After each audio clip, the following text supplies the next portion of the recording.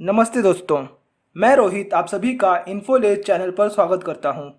सबसे पहले मैं आप सबको बता दूं कि हमारे इस नॉलेज फैमिली यानी कि ज्ञान के परिवार में टोटल 50 सब्सक्राइबर्स पूरे हो चुके हैं, यानी कि 50 सब्सक्राइबर्स इस चैनल से जुड़ चुके हैं। तो मैं हर एक सब्सक्राइबर को पूरे दिल से थैंक यू बोलना चाहूँगा। आप लोगों का धन्यवाद करना चाहूँगा कि आप लोग की वजह से ये ज्ञान का जो सफ़र है उसकी शुरुआत हुई है। और मुझे उम्मीद है कि ऐसे ही आप मुझे और इस चैनल को आगे तक सपोर्ट करेंगे। इस परिवार को और बढ़ाइए। इस चैनल के वीडियोस को हर जगह शेयर कीजिए ताकि लोगों तक सही तरीके से जानकारी पहुंचती रहे। आज के इस वीडियो को शुरू करने से पहले मैं पिछले वीडियो में पूछे गए क्वेश्चन या प्रश्न के सही आंसर या उत्तर देने वाले को शाउट आउट देना चाहूँगा। तो दोस्तों, सिर्फ एक ने ही प्रश्न का उत्तर दिया था और वो भी सही था। जी हाँ, गेमिंग स्टार ने उत्तर दिया था जिसका जवाब था उत्तर प्रदेश। जी हाँ दोस्तों, पूरे भारत में सबसे ज़्यादा दूध का उत्पादन यानी कि मिल्क प्रोडक्शन उत्तर प्रदेश में होता है।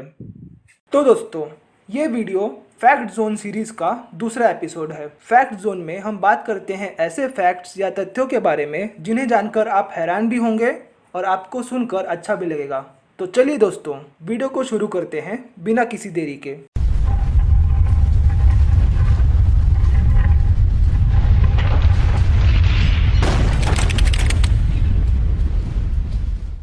Fact number 1, in Colorado, USA, there is still an active volcano.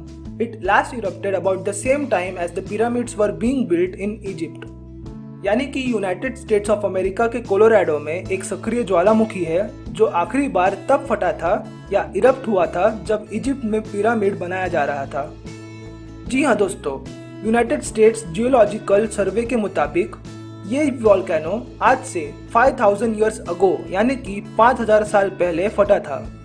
Richard Bush, जो कि Denver museum of nature and science में एक आर्कियोलॉजिस्ट और जूलॉजिस्ट हैं, उन्होंने बताया कि डोस टेरो वॉल्केनो आज से 4200 ईयर्स अगो यानी कि 4200 साल पहले फटा था।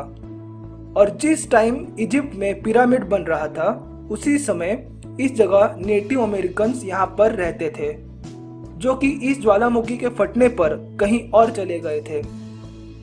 इसमें ये रहस्य बताते हैं कि पिछले 27 to 30 मिलियन ईयर्स अगो यानी कि 2.5 से 3 करोड़ साल पहले कोलोराडो का कोई भी वॉल्केनो फटा नहीं था और ये एक लौता वॉल्केनो था जो कि आज से 6000 साल में 2 बार फटा था। दोस्तों, मैं बता दूं कि ये वॉल्केनो डोस्टेरो क्रेटर के नाम से पूरे वर्ल्ड में जाना जाता है और ये कोलोराडो यूएसए का एक लौता एक्टिव वॉल्केनो भी है। Fact number 2, there is actually a difference between coffins and cascades. Coffins are typically tapered and six-sided, while cascades are rectangular. यानी कि कैस्केड और कॉफिन ये दोनों ताबूतों के नाम हैं जिनमें डेड पर्सन यानी मरे हुए व्यक्ति को शमशान में या फिर ग्रेवयार्ड ले जाया जाता है। असल में ये दोनों अलग अलग शेप या आकार के ताबूतों के वजह से बुलाए जाते हैं। कॉफिन्स जो होता है आमतौर पर 6 तरफा और अंत में थोड़ा सा पतली पैटर्न का होता है, जैसा कि आप इस इमेज या फोटो में देख पा रहे होंगे। वहीं कैस्केड जो है वो 4 तरफा का होता है और रेक्टेंगल या आयताकार शेप का होता है। ये एक फैक्ट इसलिए है क्योंकि कई बार लोग कॉफिन्स और कैस्केड को एक समझ बैठते हैं। उनका यूज या उपयोग एक ही है, लेकिन उनका आकार और ढांचा यानी कि दोनों का शेप एंड फॉर्म अलग अलग होता है या डिफरेंट होता है। Fact number 3, violin bows are commonly made from horse hair. यानी कि वॉयलिन जो कि एक म्यूजिकल इंस्ट्रूमेंट या संगीत का उपकरण है, उसको बजाने में जो बो यानी डंडी जैसी चीज़ इस्तेमाल की जाती है वो असल में घोड़े के बाल से बनाई जाती है और ये बाल बनाने में किसी भी जीवित या जिंदा घोड़े को ना तो कोई नुकसान पहुंचाया जाता है और ना ही उसे जान से मारा जाता है। इसलिए नो हॉर्सेस आर किल्ड और harmed in order to get horse hair for violin bows. तो आप पूछोगे कि फिर बो बनाने वाले लोग बाल कैसे लेते होंगे? तो मैं बताना चाहूँगा कि 2 तरीके से इन बालों को कलेक्ट यानी घोड़े से लिया जाता है। पहला तरीका, जैसे हम अपने बालों को कटवाने के लिए हेयर ड्रेसर यानी नाई के पास जाते हैं, सेम वैसे ही इन बालों को काटने के लिए या तो घोड़े को वेटरनरी डॉक्टर यानी जानवरों के एक्सपर्ट डॉक्टर से या फिर नॉर्मल हेयर ड्रेसर या नाई से बिना घोड़े को किसी तरह का स्ट्रेस या तकलीफ दिए कटवा लिया जाता है। दूसरा तरीका, कोई घोड़ा जिसकी नेचुरल डेथ यानी प्राकृतिक मौत या किसी अन्य प्रकार से मौत होती है, तब वेटरनरी डॉक्टर की मदद से घोड़े के बाल कटवा लिए जाते हैं। और यहाँ मैं बताना चाहूँगा कि ये बाल असल में घोड़े के पूंछ यानी कि टेल से लिए जाते हैं। और आप जानकर हैरान हो जाओगे कि एक बो बनाने में 150 to 200 हॉर्स हेयर लगते हैं, यानी कि एक बो बनाने में 150 से 200 घोड़े के पूंछ के बाल लगते हैं। और तो और एक हॉर्स हेयर से बना वॉयलिन बो कम से कम $8,000 यानी कि 6 लाख रुपए का बिकता है, और इसकी रेट इससे ज़्यादा भी हो सकती है। और इससे पता चलता है कि घोड़े की पूंछ की बाल की इतनी ज़्यादा कीमत हो सकती है। तो कभी आपको घोड़े पालने का शौक हो तो ये फैक्ट आप ज़रूर ध्यान में रखिएगा। Fact number 4, Tic Tacs got their name from the sound they make when they are tossed around in their container. जी हाँ दोस्तों, जो ये मीठी गोलियां हम बचपन से खाते आ रहे हैं, उसका नाम टिक टैक्स दरअसल उससे पैदा हुए आवाज से पड़ा। अगर आप टिक टैक्स की इन गोलियों को इस डिब्बे में बंद करके उसको तेज तेज ऊपर नीचे करोगे तो उसमें से टिक टैक की आवाज आपको सुनाई देगी, और इसी के रहते इन गोलियों का नाम टिक टैक पड़ गया।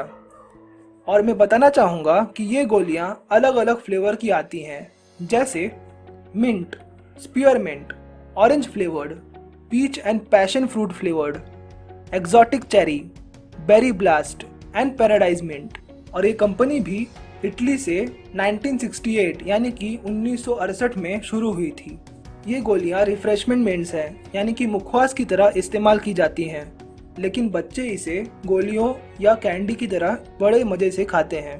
फैक्ट नंबर 5, आज का आखिरी फैक्ट है, if you heat up a magnet it will lose its magnetism. जी हाँ दोस्तों, अगर आप एक मैग्नेट यानी चुंबक को 176 डिग्री फ़ारेनहाइट यानी कि 176 डिग्री फ़ारेनहाइट या फिर 80 डिग्री सेल्सियस यानी कि 80 डिग्री सेल्सियस से ज़्यादा के तापमान में गर्म करोगे तो वो चुंबक अपनी चुंबकीय शक्ति को खो देगा। और अगर ऐसा ही आप कुछ समय या टाइम पीरियड के लिए गर्म करेंगे, जैसे 3 घंटे या 6 घंटे के लिए, तो वो चुंबक अपनी चुंबकीय शक्ति को हमेशा हमेशा के लिए खो देगा और एक नॉर्मल धातु बन जाएगा। इस क्रिया या प्रोसेस को हम लॉस ऑफ परमानेंट मैग्नेटिज्म या फिर हीट डीमैग्नेटाइजेशन कहते हैं। ऐसा इसलिए होता है क्योंकि मैग्नेट या चुंबक में जो पार्टिकल्स या एटम्स मौजूद होते हैं, इतने ज़्यादा तापमान या गर्माहट पाकर और भी ज़्यादा मूव करने लगते हैं, यानी कि उनकी जो गति होती है वो सबसे ज़्यादा तेज़ हो जाती है, जिससे पार्टिकल अपनी जगह पकड़ नहीं पाते हैं और कंफ्यूज हो जाते हैं। और इसी के कारण जो मैग्नेट या चुंबक है वो अपना शक्ति खो देता है। यहाँ पर मैं बताना चाहूँगा कि कुछ मैग्नेट या चुंबक जैसे समैरियम कोबाल्ट भी होते हैं, जिनकी गर्माहट को सहने की शक्ति यानी कि हीट रेजिस्टेंस काफ़ी ज़्यादा होती है। तो इन जैसे मैग्नेट्स के लिए 80 to 150 डिग्री सेल्सियस यानी कि 80 से 150 डिग्री सेल्सियस की गर्माहट को सह पाना आम बात है। तो दोस्तों, आज के लिए बस इतना ही। अगर आपको ये वीडियो पसंद आई हो तो इसे लाइक कीजिए, नीचे दिए लाल कलर के सब्सक्राइब बटन को दबाकर बाजू में बनी नोटिफिकेशन की घंटी को दबा दीजिए, ताकि ऐसी ही आगे आने वाली वीडियोस आप तक पहले पहुंच सके। और दोस्तों प्लीज़ इस वीडियो को जितना हो सके उतने लोगों तक शेयर करके पहुंचाइए। अपने व्हाट्सएप और अन्य सोशल मीडिया के दोस्तों के पास ज़रूर शेयर कीजिए और इस चैनल को सपोर्ट करते रहिए। मिलते हैं अगली वीडियो में एक नए टॉपिक के साथ। तब तक के लिए घर पर रहें, सुरक्षित रहें, अपना और अपने परिवार का ख्याल रखें, हंसते रहें और सबसे ज़रूरी बात है, सीखते रहें। वीडियो को पूरा देखने के लिए धन्यवाद। जय हिंद, वंदे मातरम।